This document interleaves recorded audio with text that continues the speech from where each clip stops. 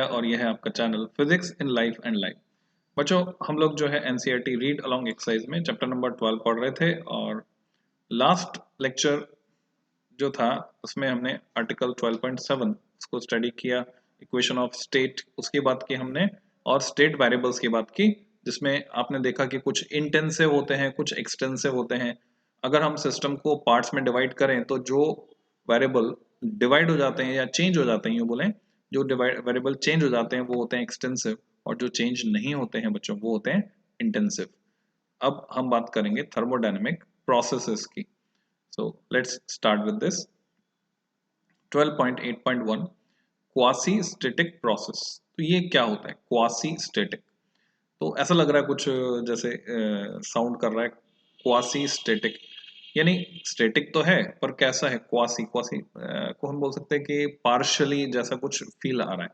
So let's study it. पूरी तरह से नहीं है ऐसा लग रहा है।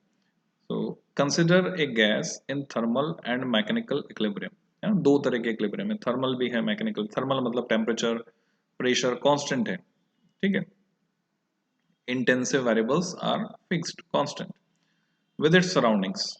The pressure of the gas in that case equals the external pressure and its temperature is the same as that of its surroundings. तभी equilibrium आएगा। Suppose that the external pressure is suddenly reduced, है ना, एकदम से हम घटा रहे हैं। Say by lifting the weight on the movable piston, एक पिस्टन जो मूव कर रहा था उसके ऊपर जो वेट लगा हुआ था उसकी वजह से प्रेशर था, फोर्स अपॉन एरिया, वेट को आपने हटा दिया।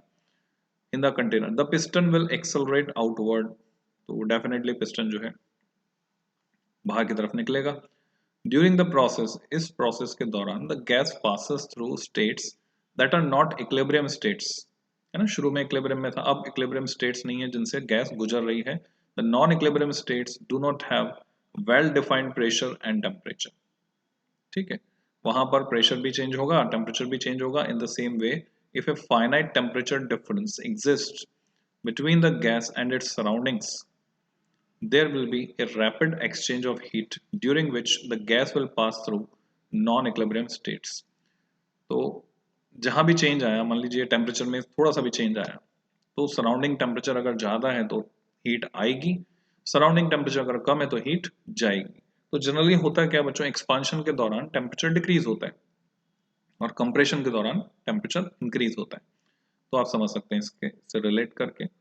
In due course, the gas will settle to an equilibrium state with well-defined temperature and pressure equal to those of the surroundings. ठीक है। So समय के साथ क्या होगा, in due course समय के साथ gas will settle to an equilibrium state, वापस से equilibrium state में सेट हो जाएगी और नई वैल्यूज वहां पर डिफाइन होंगी टेम्परेचर की, प्रेशर की, जो कि सराउंडिंग्स के बराबर होंगे। नहीं, वापस से वो टेम्परेचर और प्रेशर सराउंडिंग्स के बराबर आ जाएगा, तभी इक्विलिब्रियम स्टेट आएगी। The free expansion of A gas in vacuum and a mixture of gases undergoing an explosive chemical reaction mentioned in section 12.7 जो हमने बात की थी, एक्सप्लोजन अगर हो रहा है, are also examples where the system goes through non-equilibrium states. आपने दिवाली पे पटाखा फोड़ा, व्हाट इज पटाखा फोड़ना? मतलब केमिकल एक्सप्लोजन आपने किया बच्चों। तो टेम्परेचर प्रेशर में सडनली चेंज आया और फिर थोड़े समय बाद, पटाखा फूटने के थोड़े समय बाद सब कुछ वापस से नॉर्मल हो जाता है, टेम्परेचर एंड प्रेशर सराउंडिंग के बराबर हो जाता है। Non equilibrium states of a system are difficult to deal with. उसमें हम कैलकुलेशन कैसे करेंगे वो क्वेश्चन मार्क लगता है। It is therefore convenient to imagine an idealised process, आदर्श प्रक्रम, है ना, in which at every stage the system is an equilibrium state. उसमें हमें आसानी होती है theoretically उसको डील करने में। Such a हम आगे अगले पेज पर बच्चों। ये है पेज नंबर 306।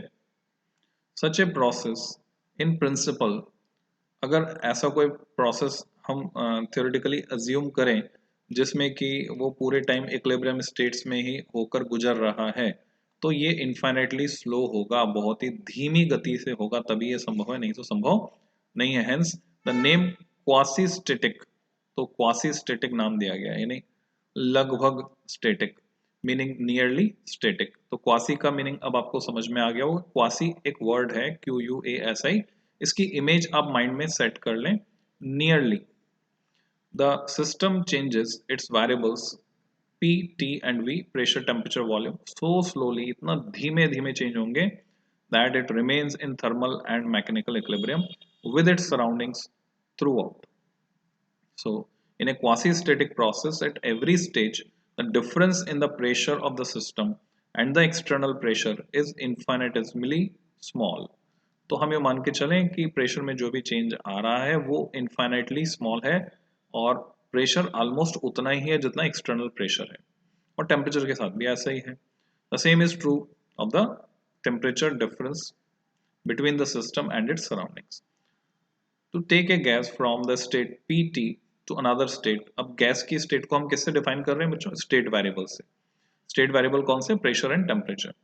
तो नए स्टेट वेरिएबल कहाँ ले गए हम? P डैश T डैश तक। क्वासी स्टेटिक प्रोसेस से ले गए।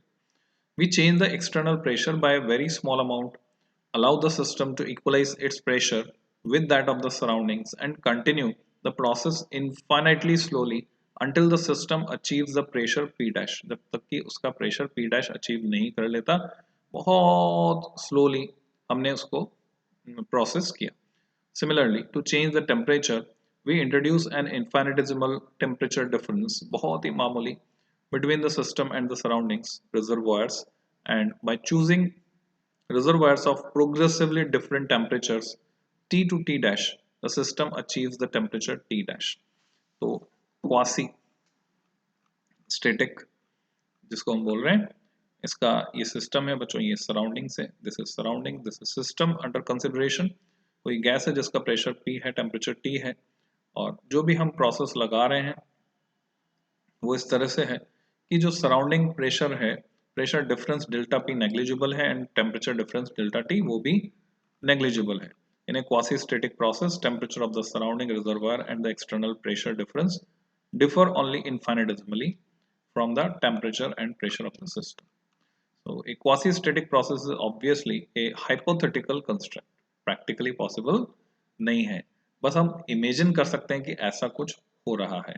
In practice, processes that are sufficiently slow and do not involve accelerated motion of the piston, large temperature gradient, etc., are reasonably approximation to an ideal quasi-static process. तो practically ऐसे जितने भी processes हैं जो बहुत ही स्लो स्पीड पर हो रहे हैं और उनमें कोई एक्सेलरेटेड मोशन इन्वॉल्व नहीं है पिस्टन का, और लार्ज टेम्परेचर ग्रेडियंट भी नहीं है, उनको हम रीजनेबली अप्रोक्सीमेशन उनका कर सकते हैं, नहीं उनका अंदाजा लगा सकते हैं, कंपेयर करके आइडियल क्वासी स्टेटिक प्रोसेस उनको माना जा सकता है। We shall from now on deal with quasi static processes only. Theoretically हम ऐसा करने वाले हैं, एक्सेप्ट व्हेन स्टेटेड अदरवाइज, जब तक कि क्वेश्चन में या सिचुएशन आपको नहीं दी गई हो, हम ये मान के चलेंगे कि जो भी प्रोसेस हो रहा है वो क्वासी स्टेटिक स्टेट यानी इक्विलिब्रियम स्टेट्स के थ्रू जा रहा है, यानी क्वासी स्टेटिक हो रहा है। तो ये बात हमें समझ में आई। अब डिफरेंट जो प्रोसेसेस हैं उनकी बात कर लेते हैं। A process in which the temperature of the system is kept fixed, temperature fix है throughout, is called an isothermal process. तो ये आपको नई टर्मिनोलॉजी से फैमिलियर होना है। आइसोथर्मल नाम से पता चल रहा है, आइसो मतलब होता है सेम, थर्मल यानी टेम्परेचर, तो ऐसा प्रोसेस जिसमें टेम्परेचर सेम रहेगा तो उसको क्या बोलेंगे हम? Isothermal process. The expansion of A gas in A metallic cylinder placed in a large reservoir of fixed temperature is an example of an isothermal process. तो क्या हो रहा है? गैस फैल रही है, मेटल का सिलेंडर है, उसको बड़े रिजर्वायर में हमने रखा हुआ है, टेम्परेचर कांस्टेंट है, तो जो भी उसका एक्सपांशन हो रहा है वो कांस्टेंट टेम्परेचर पर हो रहा है। यानी जितने भी हीट ट्रांसफर करेंगे, heat transfer from the reservoir से सिस्टम को जो जा रही है, does not materially affect the temperature of the reservoir. ना तो रिजर्वायर का टेम्परेचर चेंज होगा और ना ही गैस का, because of its very large heat capacity, कितनी भी हीट वो दे सकता है। इन आइसोबारिक प्रोसेस, अब हम बात करें कांस्टेंट प्रेशर प्रोसेस की, कांस्टेंट प्रेशर को क्या बोलते हैं? Isobaric. The pressure is constant while in isochoric process the volume is constant. तो तीन नाम आ गए आपके सामने, isothermal, isobaric and isochoric. The volume is constant. Finally, if the system is insulated from the surroundings, हमने insulate कर दिया system को, and no heat flows between the system and the surroundings, जब insulate कर दिया जैसे थर्मस होता है, यानी हम बात कर रहे हैं एडियाबैटिक वॉल की, है ना, दो टर्म आपको पहले सिखाई थी कि diathermic wall and adiabatic wall. तो सिस्टम सराउंडिंग से सेपरेटेड है, आइसोलेटेड है, तो हीट ना तो जा सकती ना आ सकती, तो हम प्रोसेस को क्या बोलेंगे, एडियाबैटिक। तो एडियाबैटिक हो गया इस प्रोसेस का नाम। तो ये अलग अलग डिफरेंट डिफरेंट प्रोसेस, जिसमें हमने सबसे पहले क्वासी स्टैटिक प्रोसेस को समझा। The definitions of these special processes are summarized in table 12.2। तो यहाँ पर ये समझ में आ रहा है, आइसोथर्मल मतलब temperature constant, isobaric pressure constant, isochoric volume constant, adiabatic delta Q is zero, no heat flow between system and the surroundings. We now consider these processes in some detail, one by one इनको हम पढ़ते हैं, समझते हैं बच्चों। सबसे पहले बात करते हैं आइसोथर्मल प्रोसेस की। स्टेट वेरिएबल्स का क्या होगा, इक्वेशन ऑफ स्टेट इसमें किस तरह से लगेगी, वो इक्वेशन देखेंगे। For an isothermal process temperature fix है, the ideal gas equation PV equal to, R तो कांस्टेंट था, अब टी भी कांस्टेंट हो गया, तो पीवी इक्वल टू कांस्टेंट, ये हो गई equation for isothermal process. That is pressure of a given mass of gas varies inversely as its volume, क्योंकि पी वी कांस्टेंट यानी P proportional 1/v। This is nothing but Boyle's law. तो ये सीधे सीधे Boyle's law को indicate कर रहा है, जो हम केमिस्ट्री में भी पढ़ते हैं, फिजिक्स में भी पढ़ते हैं, केटीजी में।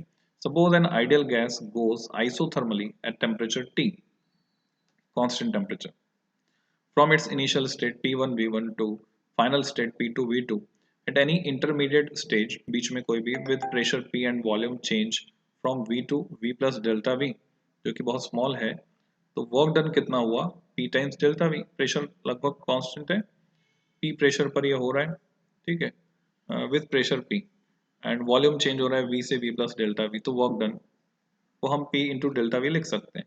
अगर डेल्टा V जीरो की तरफ टेंड कर रहा है, बहुत छोटा है, इनफाइनाइटली स्मॉल है, summing the quantity delta W over the entire process, उसका समेशन अगर हम करें बच्चों, फिर आपके लिए fill in the blank exercise आ गई, वैसे आपकी किताब में छपा हुआ होगा। तो यहाँ इंटीग्रेशन का सिंबल आएगा P dot d V V1 to V2, और P dV जो है उसको हमने कन्वर्ट किया RT dV अपॉन V, ऐसे हम लिख सकते हैं। तो उसको कैलकुलेट करते हैं, तो ये यानी एक्चुअल में आइसोथर्मल प्रोसेस में वर्क डन का एक्सप्रेशन हम डिराइव कर रहे हैं, जो निकल के आता है RT ln V2 upon V1। तो यहाँ प्रॉपर सिंबल्स आपको लगाकर फिल करने, ठीक है, तो प्रॉपर सिंबल लगाकर फिल करने हैं, okay.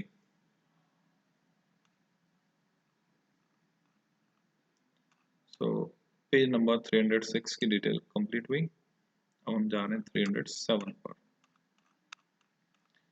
Where in the second step we have made use of ideal gas equation PV equal to mu RT and taken the constants out of the integral। जब भी integration करते हैं constant को हम बाहर निकालते हैं। For an ideal gas internal energy depends only on temperature, ये हम जानते हैं, thus there is no change in the internal energy। Isothermal process से टेम्परेचर में चेंज नहीं हो रहा, तो इंटरनल एनर्जी में भी कोई चेंज नहीं होगा। The first law of TD then implies that heat supplied to the gas, जितनी हीट आप देंगे, the work done by the gas, जितनी हीट देंगे उतना ही वर्क हो जाएगा। Note that from equation 12.12 that for V2 greater than V1 W greater than 0, अगर volume बढ़ता है तो वर्क डन भी होगा, and V2 less than V1 volume घटता है तो वर्क डन नेगेटिव होगा, ठीक है, ये समझ में आ रहा है, वर्क डन नेगेटिव होगा। अब थर्मोडायनेमिक्स में जो कंसेप्ट है वर्क का, ये इसका जो साइन डिटरमाइन हम करते हैं जस्ट रिवर्स है बच्चों मैकेनिक्स से।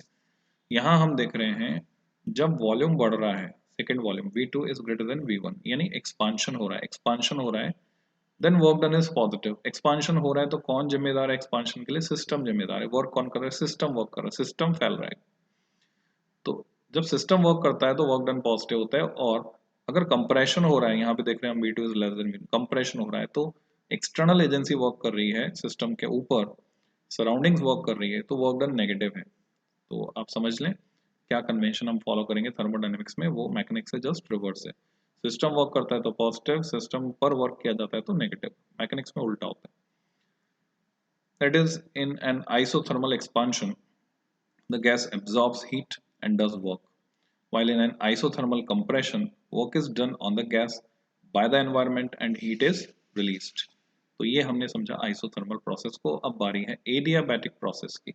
मेनली ये दो इंपॉर्टेंट प्रोसेस हैं जिनके इन्फ्लुएंस में वर्क डन का एक्सप्रेशन आपसे डिराइव करवाया जाता है 11th के फाइनल एग्जामिनेशन में, अगर आपका एग्जाम हो रहे हैं तो। बाकी रिजल्ट हमें डायरेक्टली याद रखने कंपटीशन पॉइंट ऑफ व्यू से। एडियाबैटिक प्रोसेस, तो एडियाबैटिक वर्ड ही अपने आप में एक इमेज है कि थर्मस फ्लास्क आ गया, यानी ऐसी ऐसी बाउंड्रीज आ गई जहां से हीट ट्रांसफर पॉसिबल नहीं है। In an adiabatic process the system is insulated from the surroundings and heat absorbed और released is zero. From equation 12.1 we see that work done by the gas results in decrease in its internal energy। Heat आ जा तो सकती नहीं, तो delta Q तो zero हो गया। तो फर्स्ट लॉ से हम लिखकर अगर देखेंगे तो अगर गैस वर्क कर रही है, यानी सिस्टम वर्क कर रहा है, सिस्टम वर्क कर रहा है तो क्या होना है, सिस्टम वर्क कर रहा है तो अपनी एनर्जी लूज करेगा, और सिस्टम पर वर्क कर किया जा रहा है तो एनर्जी गेन करेगा। And hence is temperature for an ideal gas, temperature के साथ भी वही होगा, एनर्जी इंटरनल एनर्जी अगर बढ़ेगी तो टेम्परेचर बढ़ जाएगा, घटेगी तो घट जाएगा। We quote without proof the result that you will learn in higher courses। बच्चों इसका डेरिवेशन यहाँ पर नहीं दिया आपको, पुरानी एनसीईआरटी में था, पहले हुआ करता था सिलेबस में। That for an adiabatic process of an ideal gas, PV raised to power gamma is constant। Isothermal के लिए क्या था, PV equal to constant, और adiabatic के लिए है PV raised to power gamma is constant। फिर gamma is the ratio of specific heat, जो हमने पढ़ा था ना, CP and CV, ऑर्डिनरी और मोलर, चाहे कोई सा भी रेशियो लें, at constant pressure and constant volume। तो gamma is Cp upon Cv, constant pressure per specific heat upon constant volume per specific heat। Thus, if an ideal gas undergoes a change in its state adiabatically from P1V1 to P2V2, तो हम ये equation use कर सकते हैं numerical solve करने के लिए, P1V1 raised to power gamma equal to P2V2 raised to power gamma। Figure 12.8 shows the PV curves of an ideal gas for two adiabatic processes connecting two isotherms। ये आप देख रहे हैं, ये है PV diagram, PV curve for isothermal and adiabatic process, किसी ideal gas के लिए। तो किसी स्टेट से हम चलना शुरू करें, मान लो ये 1 है तो 1 से 2 पर गए आइसोथर्मल प्रोसेस, देन 2 से 3 एडियाबैटिकली। तो हम देख रहे हैं स्लोप डिफरेंट है दोनों। ये PV कर्व है ना, तो आपने जो इक्वेशन लिखी है PV raise to power gamma equal to constant, यहाँ से आप स्लोप निकाल सकते हैं, और ये slope PV equal to constant उससे थोड़ा डिफरेंट होगा, ये थोड़ा ज़्यादा होगा स्लोप। तो एडियाबैटिक कर्व का स्लोप हमेशा ज़्यादा होगा। ये हम देख रहे हैं expansion expansion, then compression compression, compression हो रहा है तो प्रेशर बढ़ रहा है, वॉल्यूम घट रहा है। तो ये हमने बात की एडियाबैटिक और आइसोथर्मल प्रोसेस की। और एडियाबैटिक प्रोसेस में वर्क डन यहाँ डिराइव किया हुआ बच्चों, मैंने कहा था कि नहीं है सिलेबस में, इक्वेशन ऑफ स्टेट डिराइव करना नहीं है, वर्क डन कंफ्यूज ना हो, वर्क डन का एक्सप्रेशन डिराइव करना सिलेबस में है। We can calculate as before the work done in adiabatic change of an ideal gas, जैसे हमने आइसोथर्मल प्रोसेस में कैलकुलेट किया था वैसे ही। State P1 V1 T1 to state P2 V2 T2, तो W आ जाएगा, V1 से V2 ले जा रहे हैं, PdV, P भी बदल रहा है, V भी बदल रहा है, दोनों वेरिएबल हैं, तो एक वेरिएबल को हम दूसरे वेरिएबल के टर्म्स में कन्वर्ट करेंगे, इंटीग्रेट करेंगे। फिर से आपके लिए एक्सरसाइज आ गई, फिल इन द ब्लैंक, यानी जो जो मिसिंग है वो आपको फुल करना है, यहाँ पे फिल करना है। और फाइनली जो एक्सप्रेशन आएगा वो यहाँ पर आप लिखेंगे कि ln के टर्म्स में आता है कि नहीं आता है, नहीं लॉग आ रहा है कि नहीं आ रहा, और क्या एक्सप्रेशन आ रहा है। As expected if work is done, ये आपको भरना है बच्चों, ये एक्टिविटी आपको खुद करनी है, मैं तो छोड़ रहा हूँ, मेरे को नहीं आता। As expected, if work is done by the gas in an adiabatic process, W greater than 0, ठीक है, वर्क अगर गैस कर रही है, सिस्टम कर रहा है, तो work done greater than 0। From equation 12.16 T2 less than T1, temperature कम हो गया है। On the other hand if work is done on the gas, gas पर वर्क किया जाएगा तो टेम्परेचर बढ़ जाएगा, temperature of the gas rises, internal energy बढ़ जाएगी, टेम्परेचर बढ़ जाएगा। नेक्स्ट प्रोसेस है आइसोकोरिक, स्ट्रेट फॉरवर्ड है। In an isochoric process volume is constant, जब वॉल्यूम कांस्टेंट तो वर्क डन तो हुआ नहीं, no work is done on और बाय द गैस, ना उस पर हुआ ना उसने किया। From equation 12.1 the heat absorb, वही वापस हमने फर्स्ट लॉ लगाया यहाँ पे, तो जो हीट एब्जॉर्ब कर रहे हैं gas goes entirely to change its internal energy, सारी की सारी उसकी इंटरनल एनर्जी चेंज में चली जाएगी और उसका टेम्परेचर चेंज करने में। So the change in temperature for a given amount of heat is determined by the specific heat of the gas at constant volume। तो यहाँ पर CV काम करेगा, यानी Q equal to mCV dt। तो समझ गए होंगे मैं क्या कह रहा हूँ, mCV dt। तो CV काम करेगा कांस्टेंट वॉल्यूम पर, और कांस्टेंट प्रेशर पर ऑब्वियसली CP काम करेगा। In an isobaric process pressure is fixed, work done by gases W equal to P times V2 minus V1। Volume में चेंज हो रहा है तो यहाँ वर्क है, तो ये आ गया म्यू। मतलब आप देखेंगे यहाँ से हम मेयर्स रिलेशन डिराइव कर पाएंगे। तो mu R times T2 minus T1। तो ये तो हो ही रहा है, वर्क तो हो ही रहा है, साथ साथ में इंटरनल एनर्जी भी चेंज होगी। Since temperature changes so does internal energy, the heat absorbed goes partly to increase internal energy, यानी फर्स्ट लॉ की तीनों टर्म काम आ रही हैं, and partly to do work। The change in temperature for a given amount of heat is determined by the specific heat of the gas at constant pressure। यानी यहाँ पर अगर मैं लिखूंगा डेल्टा क्यू इक्वल टू, तो m c p d t वो तो आएगा ही आएगा, साथ में mu R T two minus T one भी आएगा, और सीवी वाले रिलेशन के साथ इसको यूज करूंगा तो मैं CP minus CV equal to R prove कर पाऊंगा यहाँ से। Next is cyclic process. In a cyclic process, जैसे कि नाम है साइक्लिक, एक साइकिल पूरा start point end point same होंगे। The system returns to its initial state since internal energy is a state variable. तो डेल्टा यू इंटरनल एनर्जी में change क्या हुआ, जीरो, क्योंकि वापस वहीं पे आ गया। और इंटरनल एनर्जी तो स्टेट फंक्शन है, पॉइंट फंक्शन है। For a cyclic process internal energy में change zero. From equation 12.1 total heat absorb equals the work done by the system. जितनी हीट देंगे उतना ही वर्क हो जाएगा, इंटरनल एनर्जी में कोई चेंज नहीं होगा बच्चों। तो इस लेक्चर में इतना ही, नेक्स्ट लेक्चर में हम बात करेंगे बच्चों हीट इंजन्स की। Till than happy learning.